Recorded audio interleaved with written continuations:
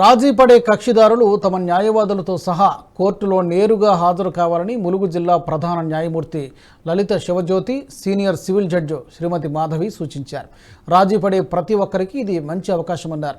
మార్చిలో నిర్వహించే జాతీయ లోక్ అదాలత్లో క్రిమినల్, భూ తగాదా, మోటార్ యాక్సిడెంట్, వివాహ, కుటుంబ తగాదాలు, బ్యాంకు చెక్ బౌన్స్ తదితర కేసులపై వాదనలు వింటామని తెలియజేశారు.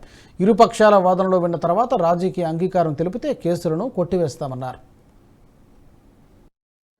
తమ కేసులను రాజీ ప్రదర్శించవలసిన విజ్ఞప్తి చేస్తున్నాం.